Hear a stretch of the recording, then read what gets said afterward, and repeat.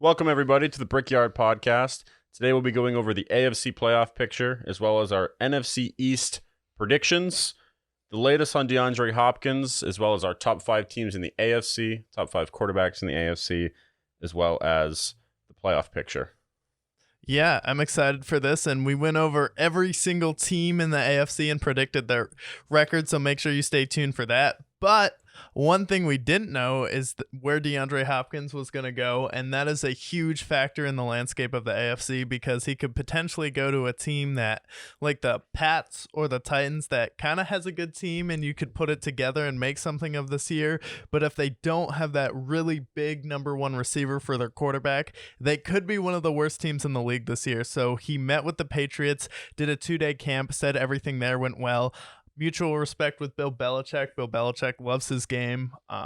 Bill O'Brien, you have a connection there. They finally hired an actual offensive coordinator because when it turns out when you hire a defensive coordinator in Matt Patricia, who was bad at being a head coach and communicating with players, to be a offensive coordinator, yeah, Mac Jones is going to be a little bit worried, so finally got him as coordinator. Now DeAndre Hopkins is pretty much down to the Patriots. Do you see him signing there, and what are your overall thoughts on the situation? If it's between the Titans and Patriots, the Patriots absolutely.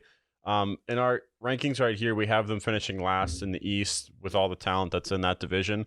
But I think that if they can get a number one, a true number one in DeAndre Hopkins, yeah, that's when I feel like they can potentially move up the ladder. You'll have a good coach. A great coach. I mean, offensive line, Ramondre Stevenson, good running back. And then your receiver core, while it's still the worst in the division, you'll have a true number one. You'll have Juju, a good number two. Yeah. And then a number of decent receivers to fill out the receiver core. You have 2 good tight ends, Hunter Henry, Mike Gesicki, and then a great defense. So yeah. I feel like they could compete for a playoff spot at that point. Yeah, I feel like they have the 2 of the best tier 2 tight ends in the NFL, where they're never talked about as the best tight end. They'll never be in the top 5. But if you want a really solid pass catching tight end, Mike Gesicki, Hunter Henry, that'll be a dynamic duo. So if you can pair that with Ramondre Stevenson, upgraded offensive line, that's something that they want to take care of in the draft. Christian Gonzalez now at corner, and you have D-Hop who can actually go out there and make plays, which is what this team needs. Then I'm not going to be as down on them, and I think Mac Jones could actually take a step forward.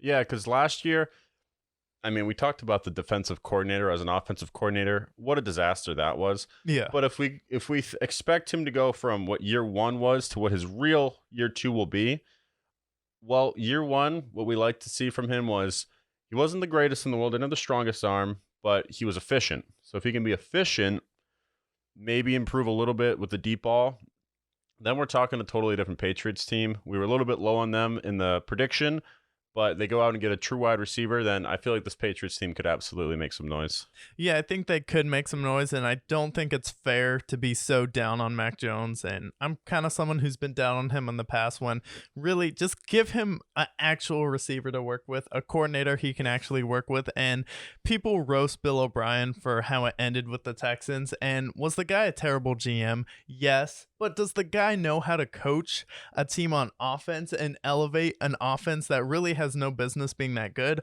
A la Matt Schaub, what he did with the Texans. A la D-Hop's numbers when he had nobodies throwing to him, and the Fitzpatricks, Tyrod Taylors of the world. And then what he was able to do with Deshaun Watson, D-Hop, and Kiki Cutie, Lamar Miller at running back. So, like, this guy knows how to coach an offense, and this just isn't me being a Patriots homer. It's like, no, this team, if they get D-Hop, will definitely turn it around. And then the Bills should be worried because then you have Miami, the Jets, and a solid Patriots offense with probably the best defense in the division if they're rolling.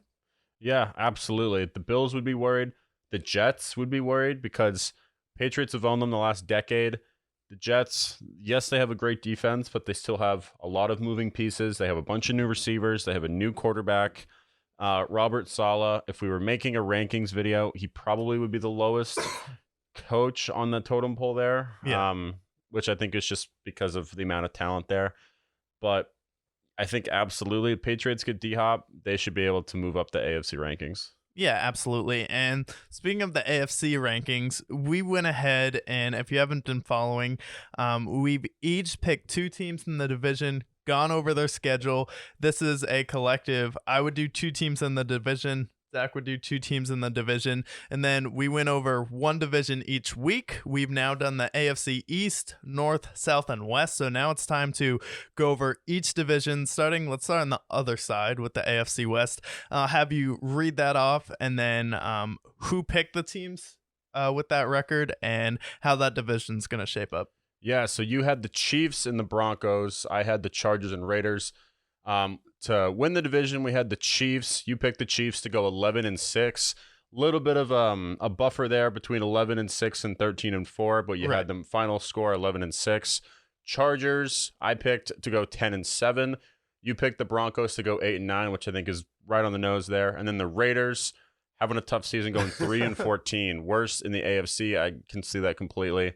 So we have them there. Chiefs would win that division. Chargers, potentially a playoff team right there. Yeah, potentially a playoff team in the hunt. We'll get to where our playoff picture is, but I think that's how this division will finish, 1 through 4. Whether you disagree with the record, you think the Chiefs will maybe be a little bit. I'd still have some trepidation with that Super Bowl hangover, so I'm a little bit more conservative on here.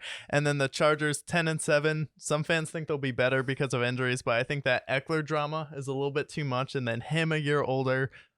Keenan Allen a year older, and then Raiders bad, Broncos.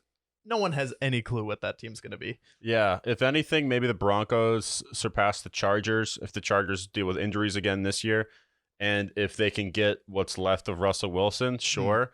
I don't think there's any way any of these teams surpass the Chiefs. I would have the Chiefs winning maybe another win in there. I think 12-5 makes a lot of sense for the Chiefs. Yeah. But yeah, I think it's going to be Chiefs at the top, Raiders at the bottom, and then Chargers and Broncos fighting for second place. Yeah, and then it's going to be tough to dethrone the Chiefs in that division, but a division that's terrible. We should know how it's going to play out exactly. Probably the worst division in the NFL.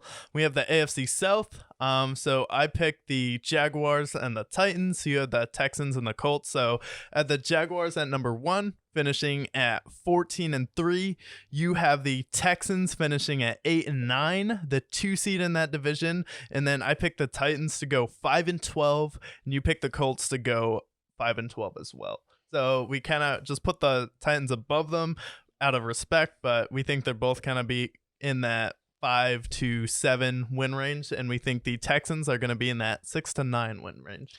Yeah, I think maybe I was a little harsh with the Colts, but this is a team that I think they have a better roster than the Titans currently, but they have a brand new head coach. There could be some coaching issues to start the season. Plus, they're also rocking it with Minshew to start the season, and then eventually Anthony Richardson. And this is a team that a lot of question marks. Titans seem to be kind of regressing pretty heavily. The Texans, definitely bullish on the Texans, whether they're 8-9, 7-10, 9-8, whatever it is. Definitely think the Texans are going to make a big leap. They got their quarterback. They got their defensive player that's going to make some noise. New head coach, I believe, in DeMeco Ryans. So overall, I feel like this is exactly how the AFC South will play out. Yeah, and I think defensively is where they'll take their step forward. DeMeco Ryans had the biggest balls in the NFL draft, and he laid them out there on the table. He needed a whole wheelbarrow and a semi-truck to haul those around because he was like, not only do I want the second pick, I want to get greedy and go out there and get my quarterback as well. I'm going to take a gamble, give away some cachet for next year in the draft, and then I'm going to go out there and get CJ Stroud because we believe in him as our leader. So I just love the way that sets the tone for your season. And then you have brought in some receivers, some veteran receivers on that team, and then you also have Dameon Pierce coming off an excellent rookie year, and I think that defense will definitely be a factor. And you play in the AFC South, and the reason why, if you're wondering why the Jaguars are 14-3, they play another one of the worst divisions in the NFL. They have the NFC South, which I think probably the worst in the NFL. Everyone would be able to agree. Yeah, because at least in the AFC South, you have a title contender. But in the NFC South, you have the Falcons, so I think are a playoff team. Yeah. But other than that, you have the Bucs that are in rebuilding. You have the Saints that are kind of middle of the pack, and then the Panthers who are rebuilding it as well. So a lot of rebuilding pieces there. Okay. And then a lot of slander for you in the AFC North. You'll get a lot of hate for some of your picks. So why don't you tackle that one? Yeah. So AFC North, you picked the Bengals to go 13-4. Bengals, perennial playoff team, perennial contender. The last several years makes sense there. You also picked the Steelers to go 11-6, which I feel like might catch a lot of people off guard, but definitely formidable if TJ Watt can stay healthy. I picked the Browns to go 10-7. Definitely a little bit more bullish than other teams, but the roster around them makes perfect sense, 10-7. And then I picked the Ravens to go 8-9, which I think is, believe it or not that crazy. And a lot of the comments think I am. You have a team that's constantly injured. Lamar Jackson's had injury issues. You have Odell that's had injury issues. And outside of that, look at every other team in that division and look at their receivers. Look at their weapons. Every team in that division has a good defense. That's not a standing out part for me. So overall, 8-9. Do I have the Ravens finishing last? Yes, I do. Unless if the Browns, if Deshaun Watson's not the same guy, which I think he can at least be better than last year. Yeah, makes sense to me. Yeah, and if Deshaun's himself, he's better than Lamar. Like, sorry. Do I think he's going to be himself? No.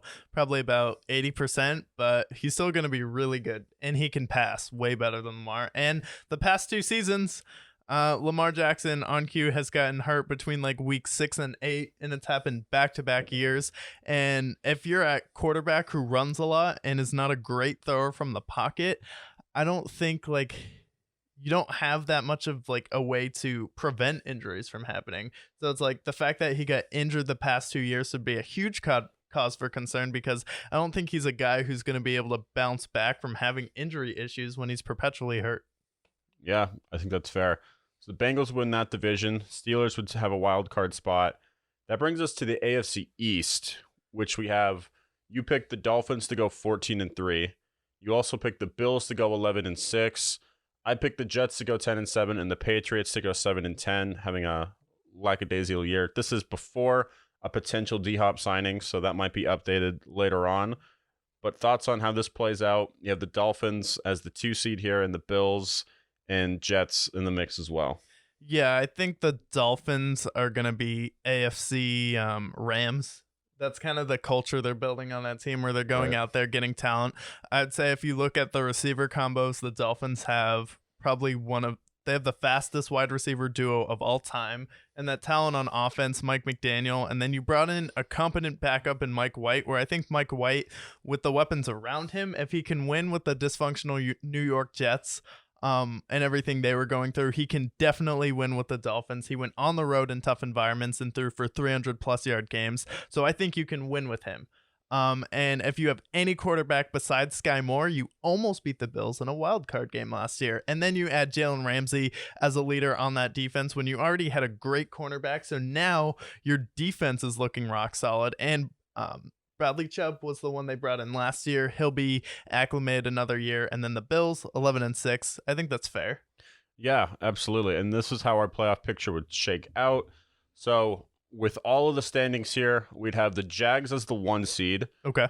Which, easier schedule, a team that gets an extra leap. They got Calvin Ridley.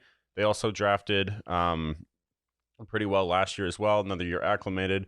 Doug Peterson. And then 2 seed, we have the Dolphins. 3 seed, the Bengals. 4 seed, the Chiefs, which might be low for them. And then the wild card spots, we have the Bills as the 5, the Steelers as the 6, and then battling it out for the 7th seed would be the Chargers, Browns, and Jets to fill out the rest of the playoff brackets. But what do you think about this? Yeah, this is really tough. But I think the Jags definitely have to be the 1 seed this year, especially with how easy their schedule is. You should definitely be the 1 seed. And then the Dolphins right there in 2. I think if anyone has any like real argument against the list, it would probably be the Dolphins there. But I think with their schedule this year, they still have a pretty easy schedule. And then Tua, Mike White, I think with all those weapons, 2 is fine. And then the Bengals always start slow, and they're always about the 3 or the 4 seed, so that's good. And then the Chiefs, coming off a Super Bowl hangover, you don't have as much talent as the Dolphins or the Jaguars, so I think that's something that really plays into it. And coming off a Super Bowl hangover, Patrick Mahomes is still the best quarterback in the NFL, but he does have some games where he leaves it up for grabs. So I think 11-6, 12-5, they would still be the 4 seed, so that's fine. And then the Bills at 5, I just don't think they're going to win the division this year. Yeah, I mean, the Dolphins, you've compared them to the Rams. I think that's valid. They have a more talented roster, 100%. Yeah. You got great corners. You have good linebackers. Their only true question is offensive line, which they addressed in the offseason.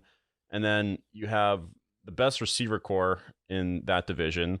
Running backs, they signed a couple. They drafted Devin Achane, he was a highly coveted prospect this draft.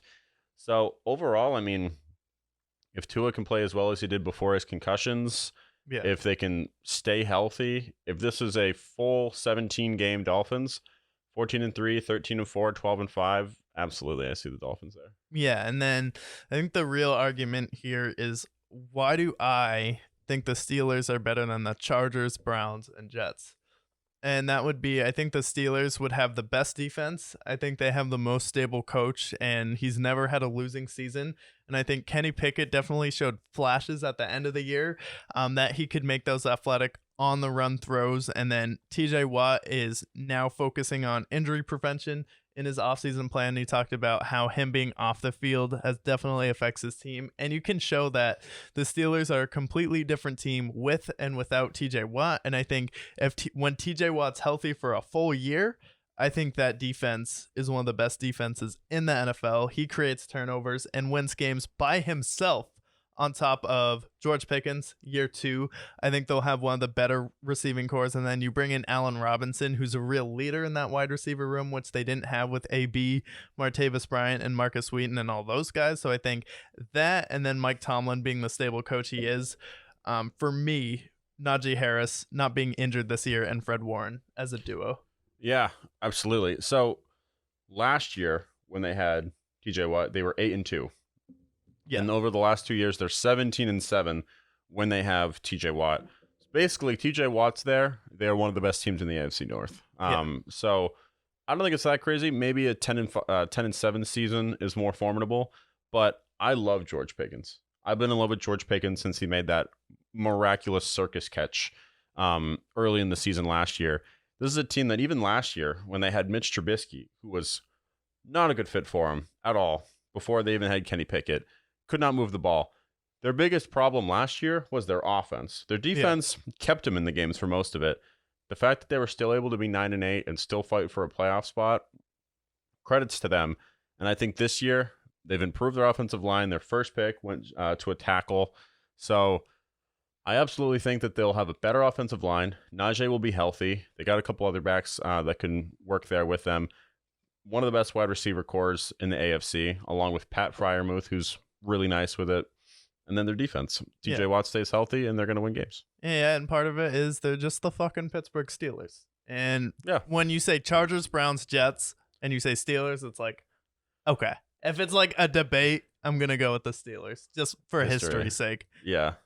And then there's the 7th seed, which between the Chargers, Browns, and Jets. Now, if this seeding played out accordingly, would have Bengals, Steelers, Chiefs, Bills, Dolphins, and either the Chargers, Dolphins, Browns, or Dolphins, Jets.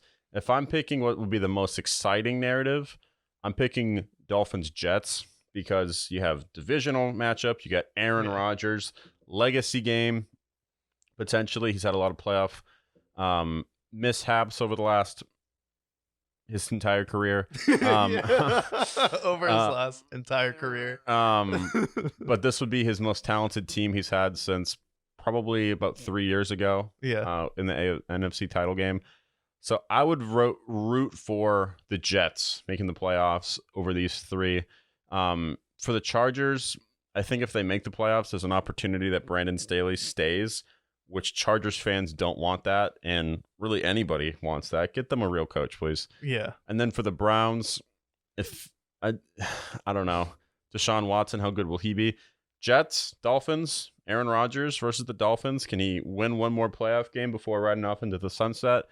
That sounds like a better narrative for me. That sounds hilarious because I could see the Jets kind of coming on at the end of the year. Aaron Rodgers has a lot of chemistry to figure out because Aaron Rodgers definitely has a tough time communicating with young receivers and receivers that are too young and out of touch with his generation, and he's made that very clear. So he has to build some chemistry early on, but then you start to gain momentum towards the end of the year. Sauce Gardner and those boys are on one, and then Sauce Gardner looks across the way. He's like, Jalen Ramsey, it's time I'm better than you. And Aaron Rodgers is like, can I really go out with the Jets in my first year losing to Tua? We have all of this momentum. And then Robert Saleh is like, I'm the man.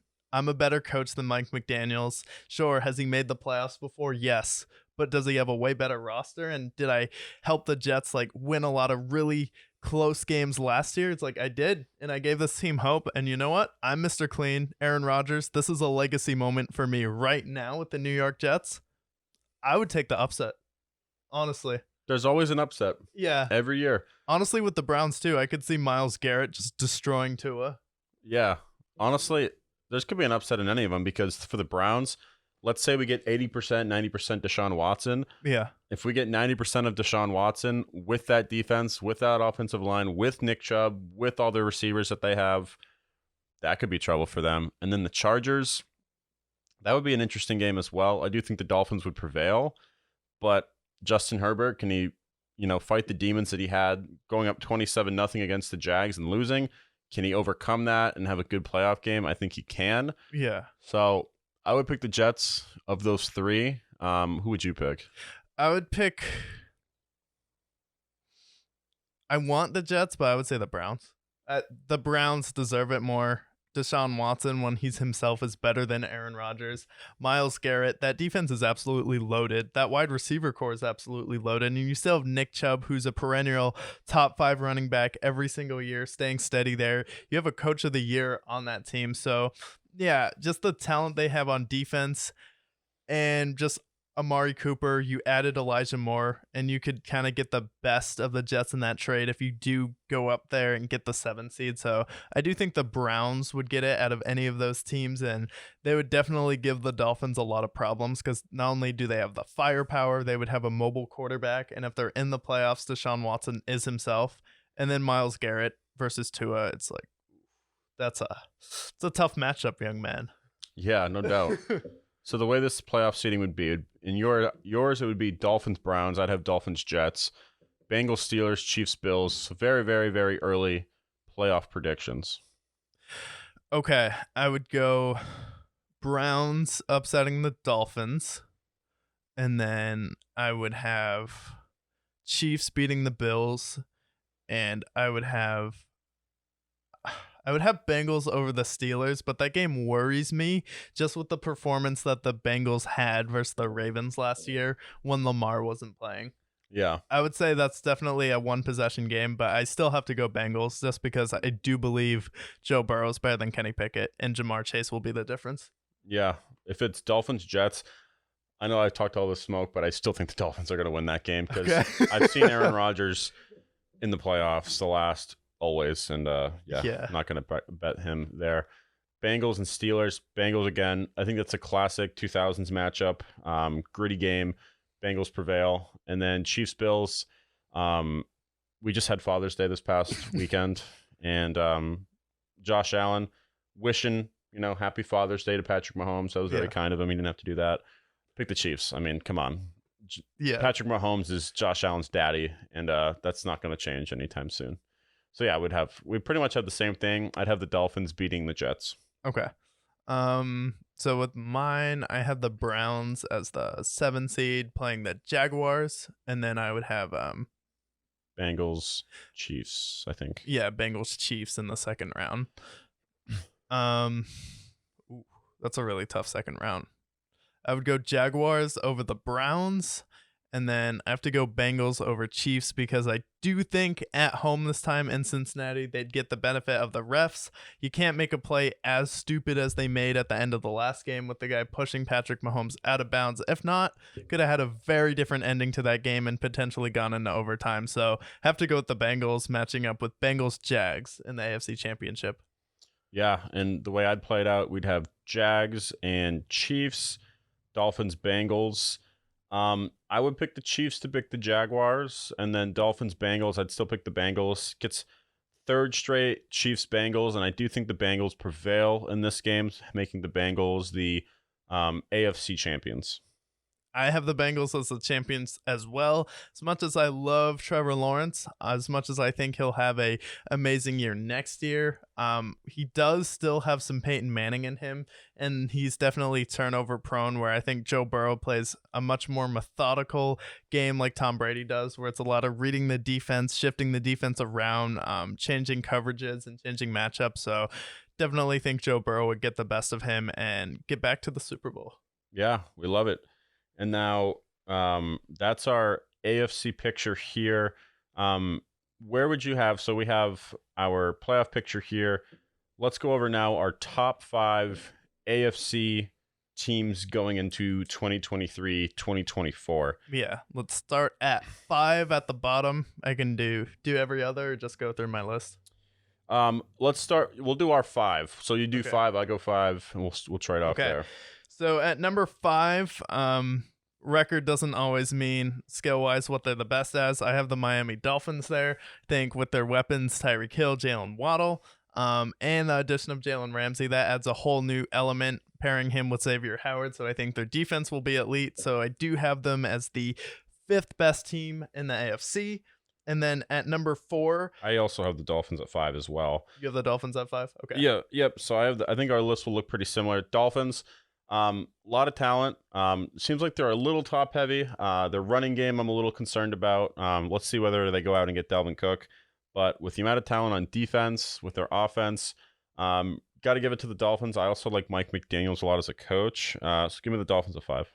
Yeah, and then at number 4, I'm going to go with the Pittsburgh Steelers. Well, I think they'll finish as a wild card team and inevitably fall to the Bengals. I think if you lined up 5 teams in the AFC, they would be one of the 5 best teams with TJ Watt. We saw their record with and without him. I think there's an argument that he could be a defensive player to eventually win MVP. There's been games where he would get a sack, a strip sack, or a fumble to help them inevitably win that game. And I think year 2, Kenny Pickett, he's going to take a leap along with George Pickens and that wide receiver core and a healthy Najee Harris, because he had a plate put in his foot at the beginning of last year, pairing him with Fred Warren. I think that's just going to be an elite team, and their weakness was offensive line. They were able to fix that in the offseason. So I still think number 4, Tomlin never had a losing season.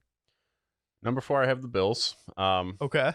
I think for a team that had a lot of moving pieces this offseason, they did lose Tremaine Edmonds. I think they did a really good job forming up that defense, addressing some needs in the draft.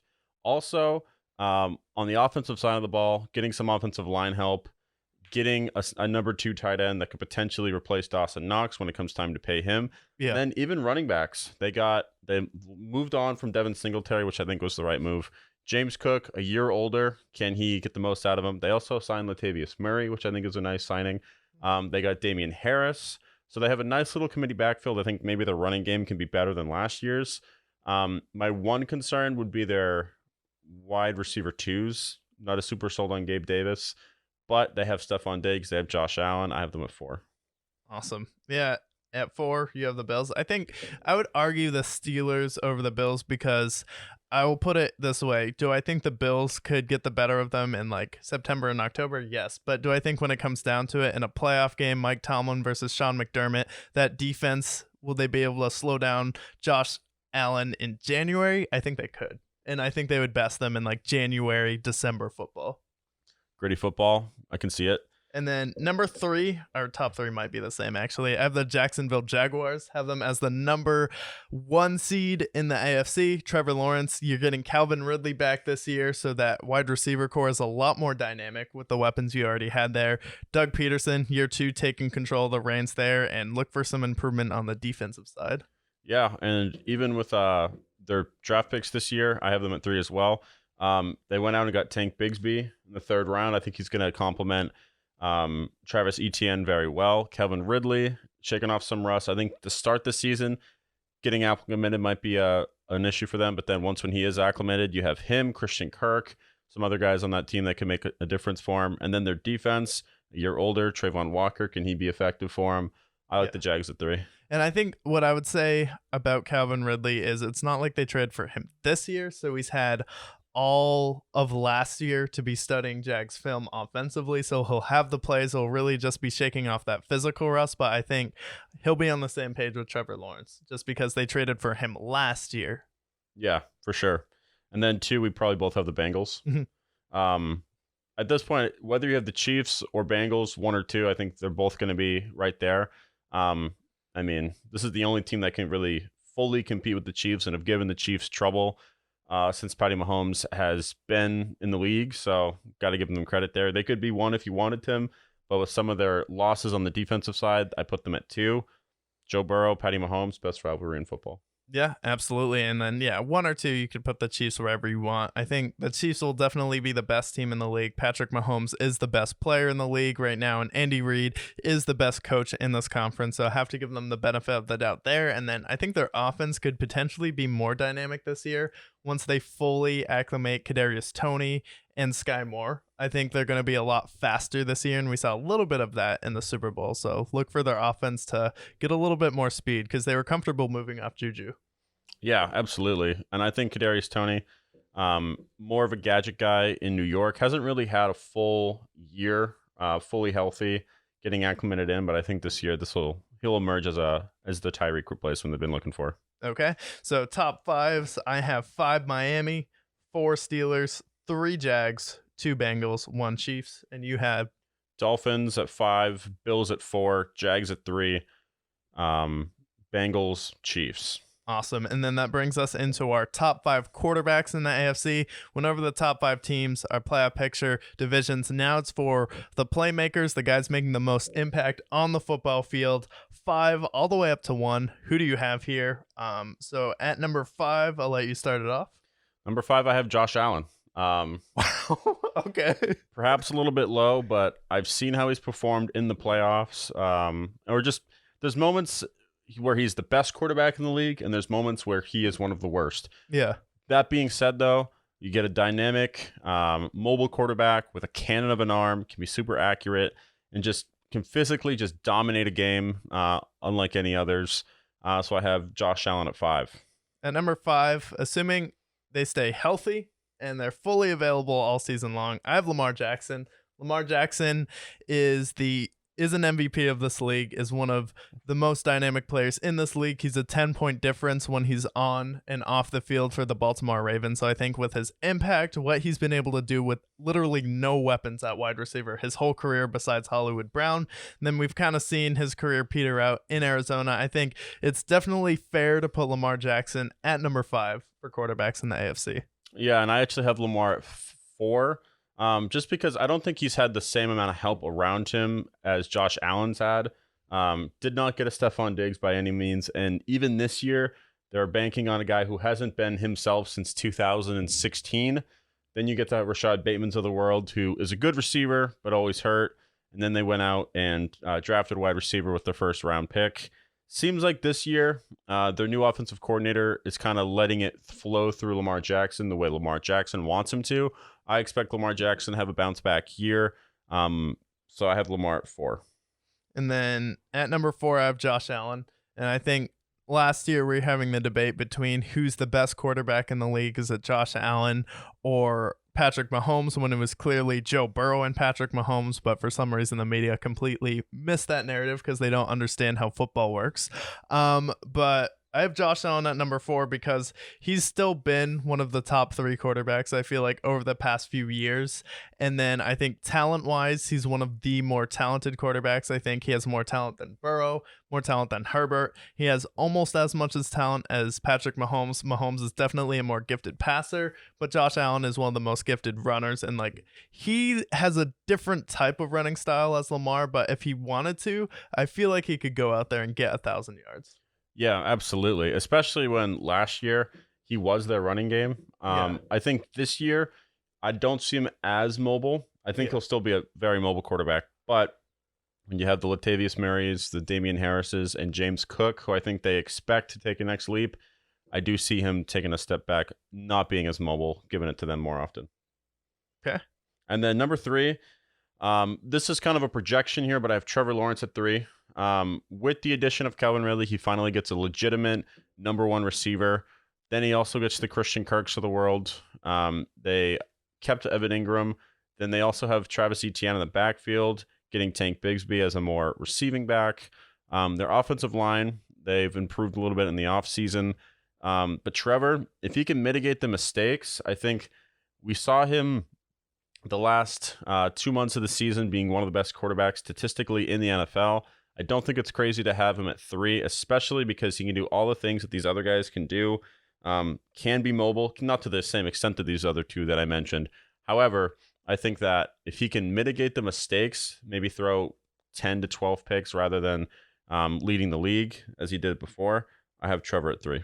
Yeah, I have Trevor as 3 as well because we saw him survive Urban Meyer and what that mess was with what he had to mentally go through. And then last year with a bunch of 2s, he was able to lead his team to the playoffs. So he had Zay Jones, and then he also had Christian Kirk. And I think those are fine receivers, and they're like borderline lower 2s, but now with Calvin Ridley, he'll have a legitimate top receiver, and we've seen what happened with Jalen, Josh Allen, how much their game went through the roof. And I think Trevor Lawrence has a better feel for the game than Josh Allen, where it seems like Josh Allen's trying a little bit too hard. He's not letting the game fully come to him. Trevor lets the game come to him, doesn't force it as much, and I think he's a more accurate passer than Josh Allen, and I think he has a better natural touch for throwing the football than Josh Allen, and he also plays in Florida.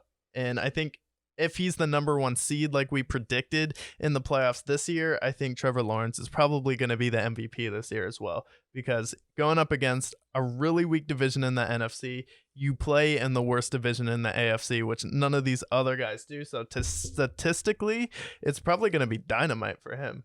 Oh, absolutely.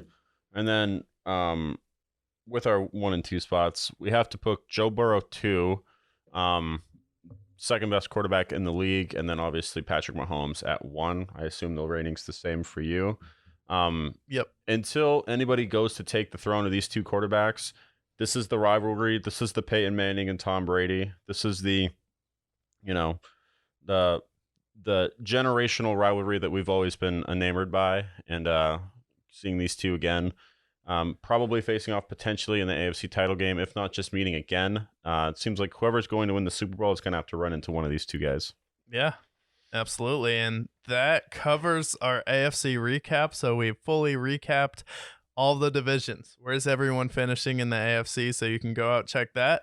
Then you can check off our playoff standings and predictions. And then you can see our top 5 teams and our top 5 quarterbacks. And then I have Trevor winning the MVP this year. Do you think it'll be someone from the AFC? If so, do you think Trevor's right there in the running? Yeah, Trevor should be in the running as well. I can also see they love Josh Allen, so I see Josh Allen. He's always going to be the person that's going to be flown out there no matter what. Yeah. Still think that Joe Burrow, I think the media really started to fall in love with him last year, once when he took away that throne from Josh Allen. Yeah. And he's awaiting an MVP. So one of these 3 guys, I feel like Lamar has an MVP, Patty has 2. I see one of those 3 guys in the AFC, because in the NFC, maybe it's Jalen Hurts. Maybe it's Jared Goff. Yeah, I just think it ultimately comes down to narratives. So I think Trevor should be the favorite, but I also think Joe Burrow. The media loves Joe Burrow. Media loves Josh Allen. So got to go with where the media loves. So it's going to be one of those 3. And the favorite coming into this year is Joe Burrow. And the favorite going into last year was Josh Allen. So I think Josh Allen this year will be the case where the media fell in love with him too fast. And now they're kind of just throwing him to the curb because he made a lot of people look stupid. Because if you remember, I was watching the CBS game. We both picked the Bengals to win that game. And then everyone, except for Boomer Esiason, picked the Bills. And he's the guy who played for the Bengals, and that was the only reason why I picked him. But everyone else picked the Bills. I'm like, this is insane. You have no reason to believe that. And the Bengals showed it. So I think Joe Burrow, Trevor Lawrence, and then we'll get to the NFC, and then we can have that debate after. But now we are going into the NFC. We're going to start with the NFC East, probably one of the worst divisions in football the past few years, but one of the most controversial, probably one of the most dynamic fan bases with the Eagles fans. Any Commanders fans out there? Probably not. And then the Cowboys fans, probably the most toxic fan base in the NFL. Yeah, absolutely. And there has not been a repeat division winner in 22 years. There have not been it since 2003, which was the Eagles, the Andy Reid era. So remains to be seen. I guess we'll find out today whether or not there will be a repeat championship. Yeah, so let's get into it. You are doing the Giants and the Dallas Cowboys. I have the Giants schedule pulled up. Which one would you like to start for? Let's get the Cowboys out of the way. Cowboys? Okay. Now, my first initial take with the Cowboys, they went out and got Brandon Cooks. They went out and got Stephon Gilmore, two guys that are a little bit older, have had some injury issues, but I do think that they're going to be formidable additions to that team. They did lose Dalton Schultz, and I wish they went out and got a Dalton Kincaid or Michael Mayer. Yeah. They did get Schumacher, which I'm not super in love with, but I think they should still be one of the contenders in the NFC. Yeah, definitely. And like, it's fun to like make fun of the Cowboys, but they do still have one of the most talented rosters in the NFC. I think losing Schultz is a big factor, and I'll never put them in that same tier with the Eagles and the 49ers. But after that, it's really, you have no business losing to anyone else. So this is a huge year for Dak Prescott and Mike McCarthy. Let's get into it because they start out the year Sunday Night Football in New York versus the Giants. Win. Absolutely. I think that they contain Daniel Jones? And that answer will be yes. Watch the Giants preview, and you'll know how I feel about the Giants. You'll know how he feels about the Giants. Okay, so we're starting out the year with a dub. Plus, the Cowboys start pretty hot usually. Yeah, Cowboys usually do start out pretty hot. So then we have them winning the first week, and then we are back at home versus Aaron Rodgers, who, speaking of Father's Day, we had a Father's Day recently, this past Sunday, and the Cowboys and Jerry Jones, Dak Prescott alike, all sent a nice card to Aaron Rodgers. So what are your thoughts on Cowboys at home? All of these previews that we've done, we did all of the AFC. I had the Patriots beating the Jets both times because Patriots own the Jets. We had the Steelers and the Browns. Sometimes in the NFL, no matter how good a team is or how bad a team is, there's just the powers that be dictate that. Why the Steelers are always good, why the Packers are always good. Aaron Rodgers and the Cowboys. There's something about it. It's like Aaron Rodgers and the Bears. It just happens to be that he just owns them, so I have to pick. Long answer, Jets win. Okay, and then probably their easiest game of the year, going to Glendale, Arizona to face... Well, we all know how the Cardinals are going to do this year. They're not going to win a single game, so I think that's an easy one for us. Cowboys move to 2-1. At this point, the Cardinals are probably 0-3, on pace for one of the worst seasons in NFL history. Got it. Okay, so we are now 2-1 heading into week 4 versus the New England Patriots, and we're at home. Jerry World, Patriots. This is an interesting game. Definitely think there's a coaching mismatch there. 2 games. I can see this being high scoring. Last year when they faced each other, the Cowboys did get the win. I'll roll with continued momentum. Give me the Cowboys to win that game. Give you the Cowboys. Okay. So we're could go either way. 3-1. Again, hot. And then speaking of Father's Day, we had a Father's Day recently this past Sunday. The Cowboys went ahead, Dak Prescott, Jerry Jones alike, and sent a letter to the San Francisco 49ers in San Francisco, Sunday Night Football. Sunday Night Football. My concern with this game is what's the health of Brock Purdy? Is it going to be Sam Darnold?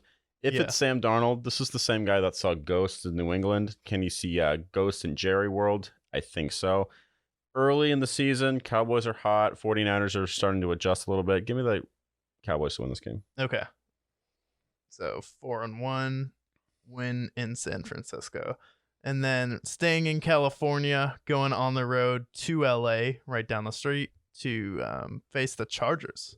Chargers and Cowboys. This is going to be electric. In the Chargers preview, I believe I picked them beating the Cowboys.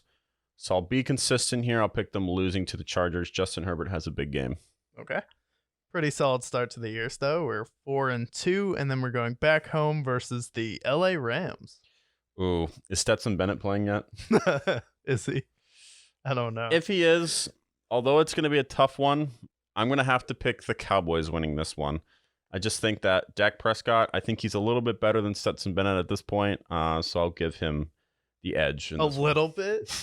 Did you just say a little bit better than Stetson Bennett? Maybe. Okay. So do you think Stetson Bennett's actually going to be a guy in the NFL? Maybe. Maybe? Okay. I've seen crazier things. Okay, but we're going to 5-2, beating the Rams. Then we go on the road, first week in November, to Philadelphia. I think they'll split with Philadelphia, but I think the Cowboys, they'll most likely... Is this at home or in Philly? In Philly. In Philly. I'll pick the Eagles to win this one. They usually split with the Eagles, so I'll pick them splitting them, but I don't think this first game... I think the Eagles have a little bit of animosity, especially after they lost a close one with Gardner Minshew. Got it. And then we're going back home to face off for the second time against the Giants. Okay, yeah. No, I think the Giants sent them a Father's Day card in the mail, for Father's Day. So the Giants, I mean, talk about a team that got so lucky last year. 8 of their 10 wins, including the playoff game, were one possession. So the only game that they tore up was the Colts, the godforsaken Colts. Yeah. So no, they're not going to beat the Cowboys. Yeah, and Daniel Jones had less touchdowns than Russell Wilson. Yikes. Okay, then we are on the road in Carolina versus the New Look Panthers. It's a weird one. Yeah. What's the record at this point? 6-3? 6-3, yeah. Yeah, they should win this game. Bryce Young, I think, is starting to get into his own, but I just don't think the Panthers have I think they're still a team in rebuild. Kind of have an average roster. Defense I like. Offense, a little bit of question marks. Give me the Cowboys. Okay. And then 3-game homestand. Wow. Okay. So we're facing off against the Commanders at home. Yeah, Commanders, they should beat the Commanders. Commanders, this is like a team, you'll have a hard time with them just because, like, who is Sam Howell? A lot of people in the organization love him. I saw one game, he looked good, but can't really bank on one game. But I have to go with what sounds like the most sense here, so Cowboys. Okay, and then we have back-to-back primetime games. This one is going to be versus the Seattle Seahawks. Oh, I actually Sunday like night. Primetime Dak versus primetime Pete Carroll and the Seahawks. Seahawks have a lot of firepower. I actually see them losing to the Seahawks here. Yeah, Week 12, Jackson Smith and Jigba should be kind of vibing right now with Geno Smith and DK Metcalf. They should have that flow figured out. So I agree. I think that'll be one of the better Sunday night games. That'll be a great game. And at that point, entering into the final stretch of fantasy football season, Jackson Smith and Jigba winning some games for him. Okay. Then we're now 8-4 heading into the home stretch of the season. And we're coming back after our bye to face off Sunday Night Football versus the Eagles. So I picked them to split, and I'll stay consistent with that. I have them beating the Eagles here. I think typically they exchange blows. Eagles got the win at home. This time Cowboys come home and get the win. Okay. And then on the road 2 games in a row after a 3-game homestand in our bye. And then we're going on the road to Buffalo. Ooh, Buffalo. Interesting. This is a tough one. Wow. I'll take the Cowboys here. I think they can beat the Bills. Really? Okay. This will be a battle. Could go either way, but I think if they can contain Josh Allen's mobility in this game, I think their corners, Trayvon Diggs, brother to brother. I think that Stephon Diggs could probably get his, but if they can contain everybody else on that team, they should be fine. Yeah. But I feel like they'll probably game around not letting Trayvon Diggs getting one up by Stephon. So that'll probably be a game plan for both teams. And then Micah Parsons, I could see being a wrecking ball. And then we're going from Buffalo to Miami. Ooh, this is when things get tough. For some reason, I just see the Dolphins annihilating the Cowboys here. I don't know why. Not because of any fact or anything like that. No logic. I mean, I just had them beating the Bills, who are a good defensive team, Josh Allen. But I don't know. Something about... There's just always this game where the Cowboys just cowboy up. Okay. To the Fins. And then, oh, yikes. This is a tough one. Monday Night Football. After being on the road for 2 games on the road, getting annihilated by the Dolphins, we have to face off versus maybe one of the hottest teams in the NFL right now, the Detroit Lions. Oh, fun fact, the Lions, their only playoff win in their history is against the Cowboys at the peak of their powers. Something weird there. Doesn't make a lot of sense, but give me Jared Goff and the boys getting it done. I agree. So we're now 10-6, going to Washington. That's a win, for sure. I think that the Cowboys should be anywhere between 10-7 and 13-4, which sounds like a big swing, but it's really not. A lot of games in there that I gave them the benefit of the doubt. But I think, they added some nice pieces here. They finally got that formidable number 2 after losing Amari Cooper last year. CeeDee Lamb, Brandon Cooks. They still have Michael Gallup there. I think that's about right. You said 11-6. Yeah, 11-6. I think that's fair. That's perfectly fair. We Maybe gave the 12-5. Bills 11-6. They're kind of Bills of the NFC. We had the Chiefs as 11-6 as well. I think that's fair. Anywhere between 10-7, 12-5, around that range, perfect. Yeah, you're Cowboys. still a good team. Yeah, and I think when we do our other previews, I mean, we'll have the Seahawks high, 49ers high, Eagles will be high most likely. So I think that's fair. Okay. And then let's switch over to the Giants.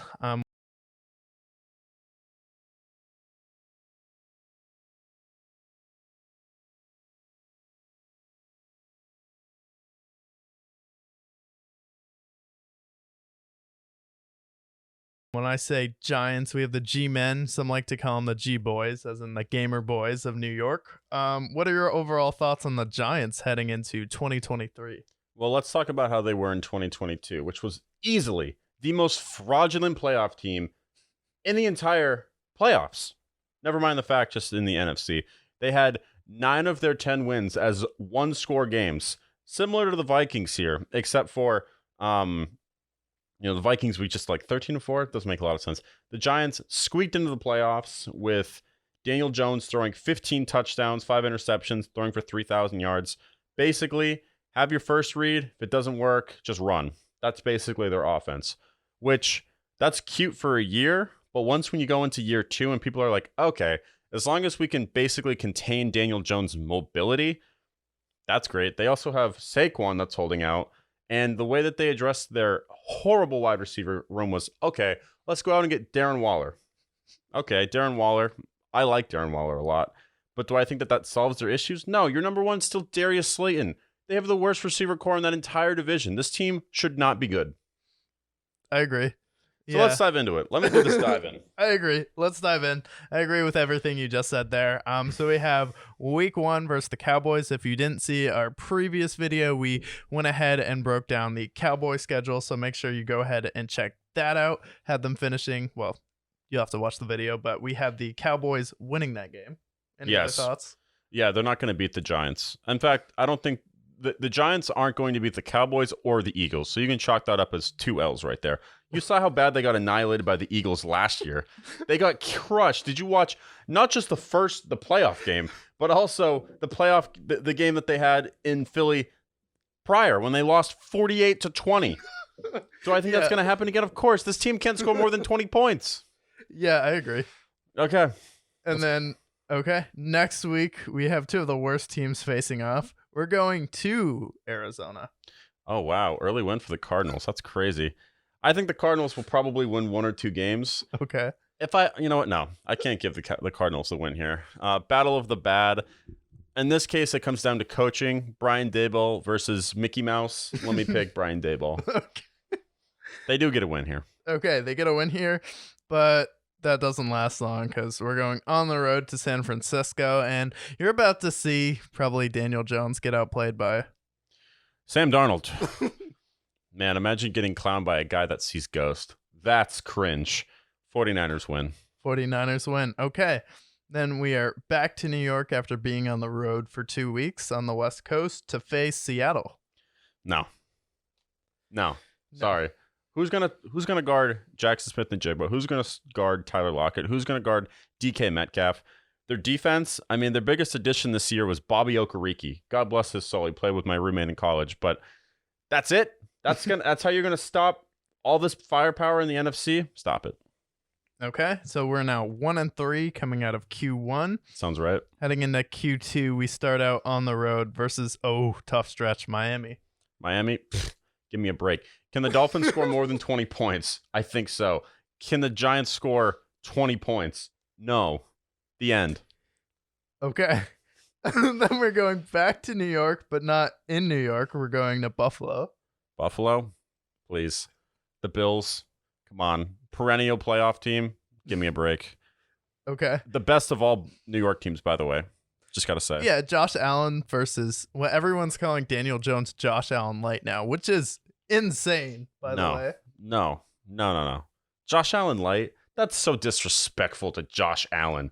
I mean, give me a break. The cover of Madden, you're going to compare him to Mayonnaise Jones? Give me a break, dude. No. Mayonnaise Jones. Yeah, the guy can't even run without falling down. Has no arm. Then we're finally home in New York, MetLife Stadium, but we're facing off versus the Commanders. Commanders gets a win here. That's adorable. Good for them. I think they'll probably split with the Commanders. This is at home. I don't know why I see them winning on the road with the Commanders. Give me the Commanders to win this one. Okay, yeah, those were some pretty hefty games back and forth last year with the Commanders, and now we have Bieniemy actually running the offense. And then we're staying at home, but is it really a home game when you have Aaron Rodgers coming to town? This is when I think the Jets are going to start coming into their own. I had them going 10-7 in our preview.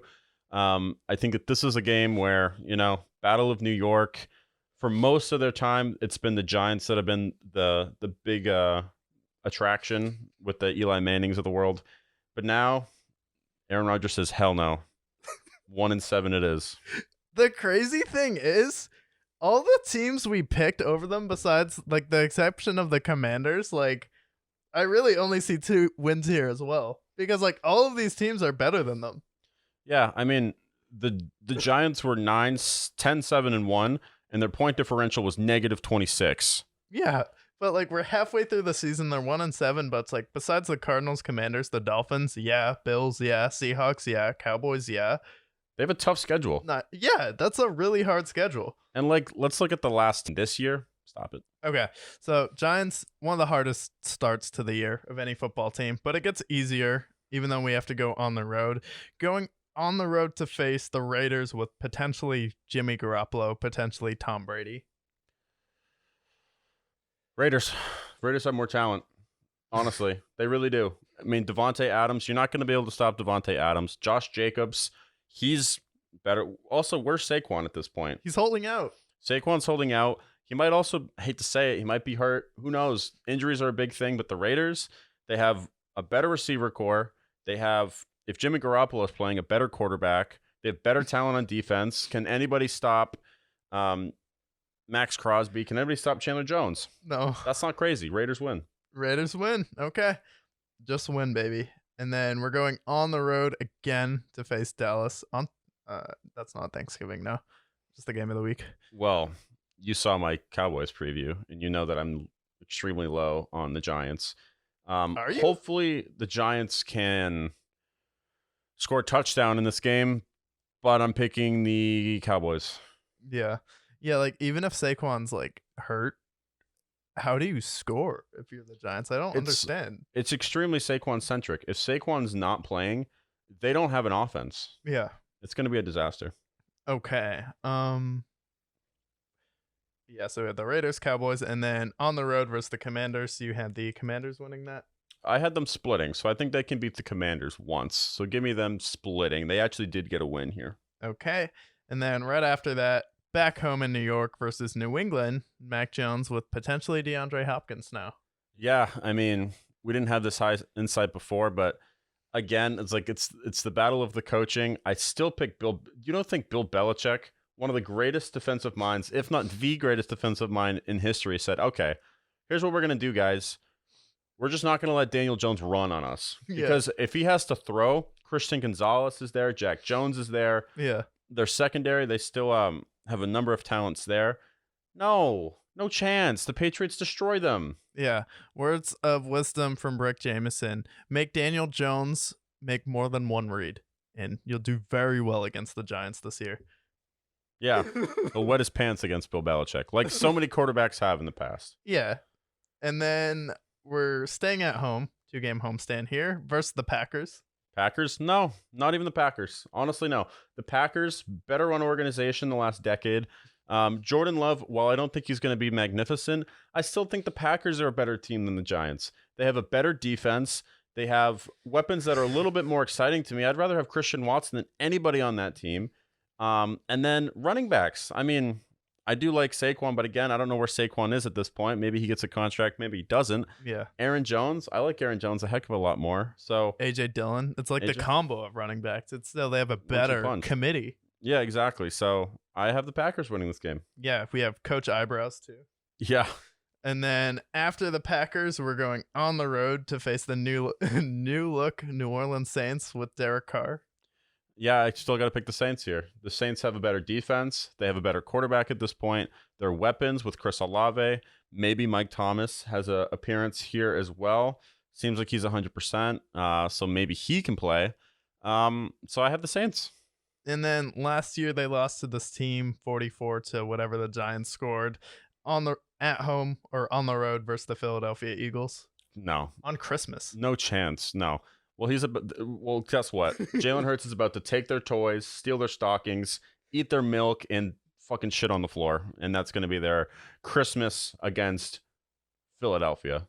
Okay. So we're 2-13 now.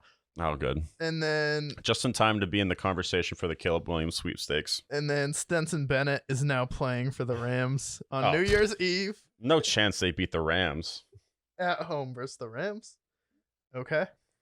So 2-14. Let's see if we can finish it off with a 2-15 record. We go.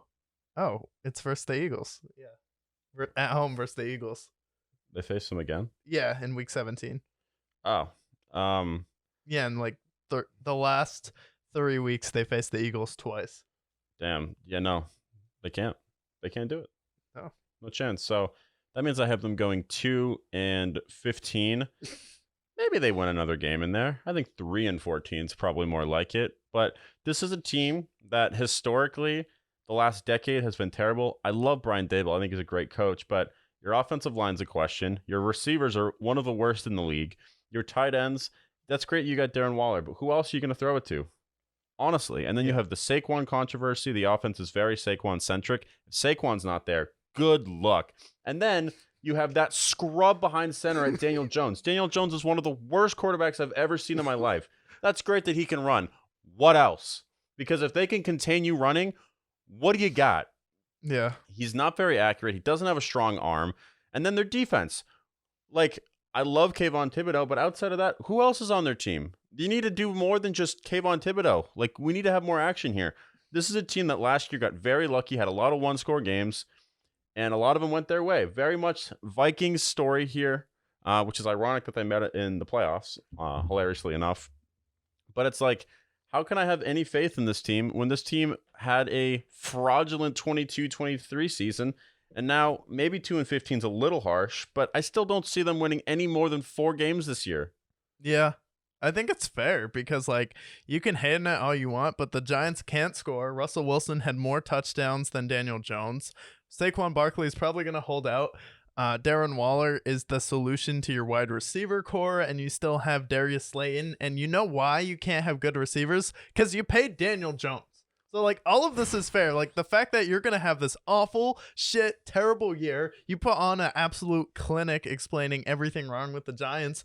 But the thing you forgot to say is you have Daniel Jones on this team. You have Josh Allen Light, which is insulting on the face of it. You have a guy who can't make more than one read, and you gave him a bag. Imagine paying him $40 million a year. It's insane. That's a crime. They should be tested for war crimes here. Yeah. Now, the worst thing that could happen for me, in my opinion, would be if they somehow, some way, had the worst record in the league, which it won't because the Cardinals won't win a game. But if that was the case, the chance of Caleb Williams going to New York, playing for the Giants, that makes me want to throw up in my mouth. Yeah. But needless to say, the Giants will be the worst team in this division. I think that they should have been the last in the division last year, but hey, new head coach magic. We talked about it when we talked about the AFC. But you know what? Let's see how they fare against the Commanders and the Philadelphia Eagles. Yeah. We'll start with the Eagles here. Overall sentiment on the Eagles entering potentially, a team that just came up short in the Super Bowl. Yeah. made some additions in the offseason. Your thoughts on them? Yeah, I was a little bit worried when they lost Javon Hargrave, but guess what? The Eagles always have a plan. They got that number 10 pick, and they were able to go out and get one of the best players at his position. You could see Micah Parsons was legitimately upset and sick to his stomach when the Eagles got him. That should tell you more than anything if the Cowboys are actually worried about a player that the Eagles got defensively. So I think the defense will be the same. Jason Kelsey is returning this year, so the leadership is still there. And I think the loss in the Super Bowl is really going to piss them off. I think Jalen Hurts is going to take it personally because you look at that game, you're like, what is the difference in this? Oh, yeah, Jalen Hurts turned the ball over. And he's going to take that personally and then try and elevate his game this year. So I think he's going to try and put himself in the MVP conversation head-to-head with Trevor Lawrence. And then you still have A.J. Brown. You still have Devontae Smith. And you still have Dallas Goedert, and you lost Miles Sanders, but guess what? You got D Swift. You got D Swift, which I think is an upgrade. I think he's more explosive. Yeah, I would agree. And they also got Rashard Penny from the Seahawks. Underrated backup, to be honest. Yeah, so we just spent 10 minutes explaining everything wrong with the Giants, and now we're going to tell you why the Eagles are, really good last year and going to be good again this year. Well, they start their season Sunday, week 1 at New England. At New England, if you're going to New England, tough place to play, but we have that dog mentality where we're going to be able to go up there and beat the Patriots. So smart systems in place, easy to understand. I think that'll be the difference in this game. And we have an offense that can score. And Patriots typically always start the year slow in all seriousness. So I think dropping game 1 just makes sense. Eagles trying to get right back to where they left off. And then Tuesday, they have Thursday Night Football against the Vikings. Thursday Night Football versus the Vikings, yeah. It was an absolute clinic last year, and they annihilated them. Vikings are a team that can only win one-possession games. If it's a one-possession game, give me Jalen Hurts over Kirk Cousins. Also a coaching mismatch. I don't even want to tell you what game, week 3 is. It's Monday Night Football at Tampa Bay. Oh. Baker Mayfield versus Why is Jalen. that Monday Night Football? Why would you put the Bucs there? Tom Brady isn't on that team at the point when you're making the schedule. Why is this game on national television? The worst part, this is the week that has 2 Monday night games. What is the point of having 2 Monday night games if one of them is going to be an absolute clinic? My God, Baker Mayfield with the Bucs, we don't know if he's going to be playing. We don't know how bad that defense is going to be, if they're going to be able to recover, or how Tom Brady leaving is going to shatter that franchise into a million pieces. So, what's the point of having 2 games if one of them's going to be absolute garbage? Yeah. And then week 4, they're at home versus the Commanders. Yeah, give me a dub there. And then week 5, this is a tough one. Going to SoFi Stadium to take on Stetson Bennett and the Rams.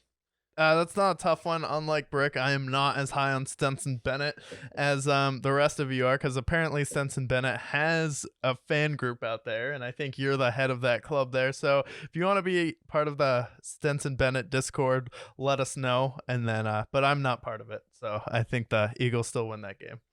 And then week 6, they go to New York to take on Aaron Rodgers. Aaron Rodgers?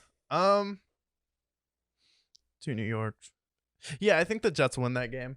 Give me the Jets in that game. I think that's one of the games that Aaron Rodgers will circle on his calendar, and I think the Jets defense is good enough to really slow down and give that Eagles team some problems. So I do think that Aaron Rodgers, that game will be his coming out party. And then week 7, they are doing Sunday Night Football at home versus the Dolphins. Versus the Dolphins. Oh my God.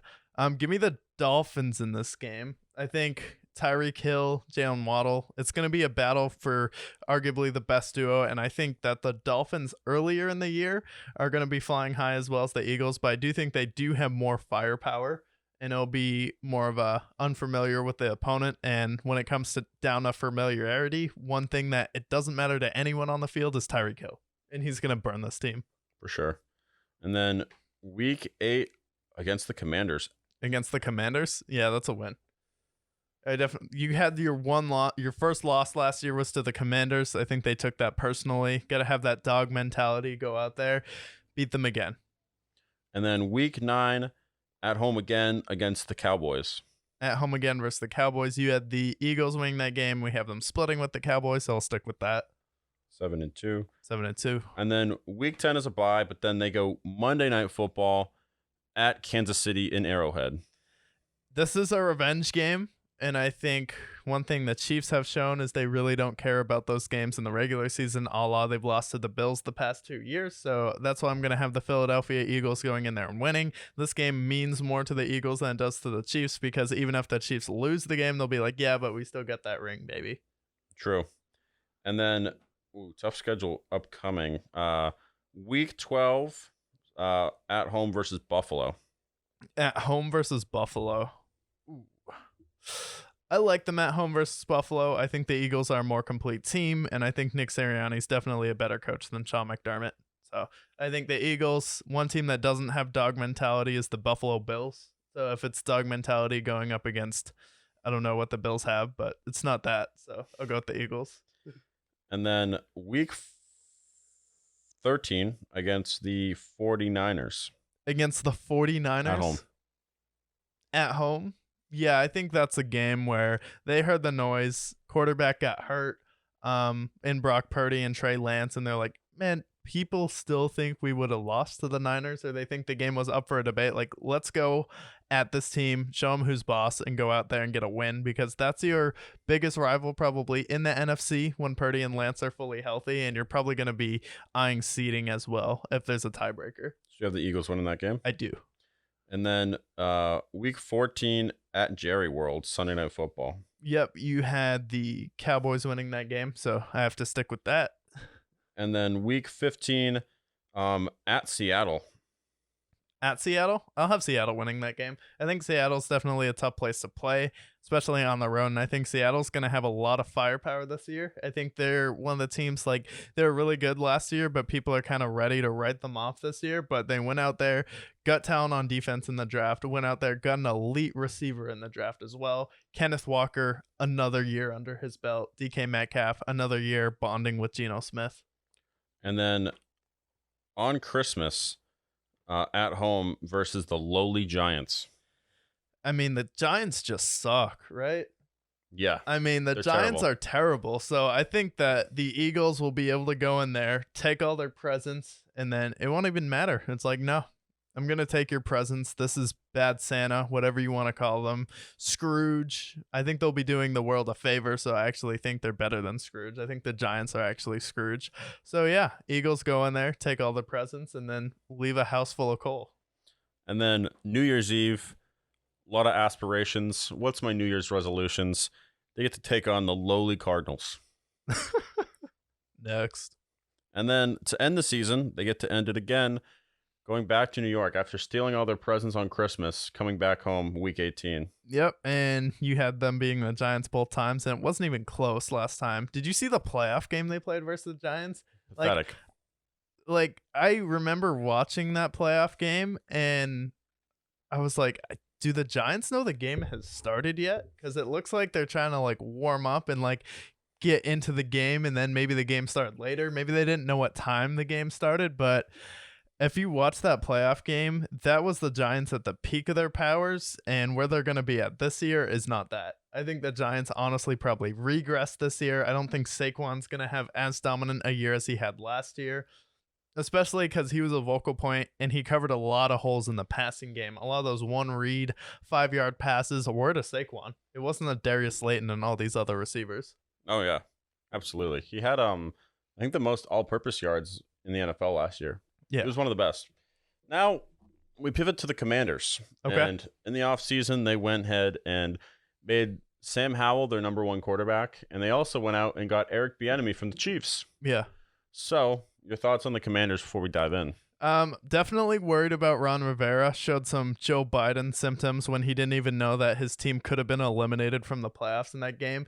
That was really I'm not saying he is Joe Biden, but I'm saying like him not knowing that they could be eliminated is a massive gaffe on his part, and it's just embarrassing. And then the fact that he's like, I'm blaming Carson for this, and I think our issue's quarterback. And then when people say, oh, you said Carson's the issue, I come out here and defend Carson. So it's like a lot of inconsistencies, and I see him probably departing mid-season. The fact that they wouldn't fire him and just hire Eric Bieniemy as the head coach is just flat out dumb at this point. So I think this is the year. Owners come in, they're like, hey, we want a new team, and with that, we want Caleb Williams, and I think their thought is Eric Bieniemy coach Patrick Mahomes. Caleb Williams comps himself with Mahomes, and he said he'll be a better version of Mahomes, quoting Caleb Williams there. So I think the owners really want to go in that direction, and then they want Bieniemy to take over as the head coach. But I just think the way you did it, just fire Rivera and hire Bieniemy. It's just dumb. Well, we start the Commanders season. They get a little layup here. They start their season against the Cardinals. Wow. They start in the season 1-0. They're on pace to be undefeated at this point. Yeah. And then week 2, they go to Denver to take on Russell Wilson's led Broncos. Oh, that's just a bad game. This is probably going to be like 13-9, but I'll go the Broncos. And then staying with that, Sunday, week 3, going at home against the Bills. That's a loss. And then the Eagles, week 4, loss. at Philly. Yeah, that's a loss. They have a tough stretch here. And then week 5, Thursday Night Football, at home versus the Bears. At home versus the Bears? Yeah, that's still a loss. I don't think this team is going to be very good. I know some people believe in Sam Howell. I just don't have any reason to. Yeah, that's fair. And then we got week 6 at Atlanta. I think Atlanta wins that game. We think Atlanta's going to be better than most people do next year, so I think the Falcons get some momentum going. Luckily for them, though, week 7, they get a nice, easy game against the lowly Giants. Oh, come on. The Giants suck. Of course they're going to beat the Giants. So they are now 2-5. And then they go back to Philly in week 8. Another loss. And then week 9 against the Patriots. Yeah, I still have to go with the Patriots in that game. You have to win some games here if you're the Pats. Yeah. And then week 10 against the Seahawks. Rough.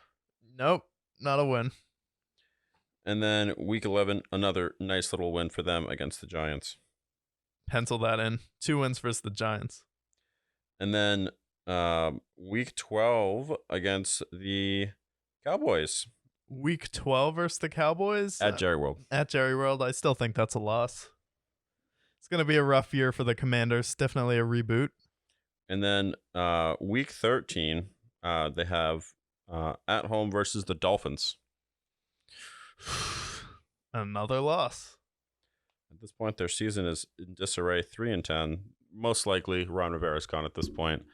And then week 14, little bye week, takes a little bit of a break. Ooh, but then they got to go to SoFi to take on Stetson Bennett and the Rams. Ooh, Stetson Bennett and the Rams. I'm not a part of the Stetson Bennett Discord hosted by you, the Stetson Bennett fan club, so I still have to go with the Commanders in this game. So they're now 4-10. And then they, on Christmas Eve, go to MetLife Stadium to take on the Jets. To take on the Jets? Yeah, that's a easy loss there. And then New Year's Eve, they are at home against the 49ers. Another loss. I think the 49ers will have someone besides Darnold playing, so yeah. And then week 18 against the Cowboys to end it. If the Cowboys have their seating set, I think the Cowboys, they're not going to win the division with how we have it, so I think they'll be resting their starters. Give me a Commanders win there. Okay. So they finished 5-12. I think that's fair. They're not like the worst bad team in the league, but I still think they can win some games. I definitely think they could be worse than 5-12, to be honest, but will they be in the Caleb Williams sweepstakes? Sadly, no. Yeah, I think so. The way we have it now, we got the Eagles winning the division at 13-4. The Cowboys are second with 11-6. Then we have the Commanders at 5-12 and the Giants at 2-15. Overall thoughts on this? Giants at 2-15. Maybe they're not 2-15. Maybe they're 3-14. Sorry. No, maybe they're 0-17 though. They're bad. I mean, yeah. Daniel Jones is a horrible quarterback. Saquon, where is he? Is he going to stay with them or not? Yeah. Will he hold out? Will he demand a trade? Their weapons are terrible. And then for the Commanders, I think the Commanders anywhere between 4 and 6 wins. If they surpass 6 wins, I'll be surprised. If they win 7, for example, it's really like it's a lot of question marks. Is Sam Howell good? I'm I don't know. Maybe. I mean, what can Eric Bieniemy take out of him? Will their offense be good? They have decent receivers. Their running backs. I don't know. Like Brian Robinson's okay, but it's not a team I'm overly optimistic about, but I'm not overly pessimistic because I feel like everyone kind of expects them to be right around here. Yeah, and I think this is a franchise that wants to be bad and actually go out there and get their quarterback because you have Jalen Hurts in the division. You could argue Caleb Williams is probably more talented than him. You really, if you can go out there and suck for a year, you would put yourself past the Giants. Obviously, you're already past the Giants this year because the Giants are just terrible. And then you'd be able to pass the Cowboys because Dak will never not be mid. Yeah, exactly. So of these teams, I feel like you nailed the Eagles. 13-4 makes a lot of sense. Maybe 12-5 potentially. Cowboys anywhere between 10 to 12 wins, and then Commanders 4 to 6 wins. Giants between 0 and 5. I would say between like 0 and like maybe 4 wins with a tie. A little tie. They got a tie last year. Yeah, I could see them getting a tie. Maybe they'll be the first team in NFL history to have 2 ties in a season. That'd be magical. But yeah, that concludes our NFC East schedule predictions as well as our playoff pictures for the AFC. We went over D-Hop destinations. Final thoughts before we conclude this week's episode of the Brickyard Podcast. Yeah, I think we nailed the NFC East. I think the standings there, some could argue that you could flip the Giants and Commanders. I think both those teams will be really bad. And then I think the Cowboys and the Eagles, where they're at, makes a lot of sense. And then happy with our AFC preview as well. Make sure you go ahead and check out all those videos. Absolutely. And outside of that, we will see you guys next week as we preview another NFC division. Give our thoughts on that.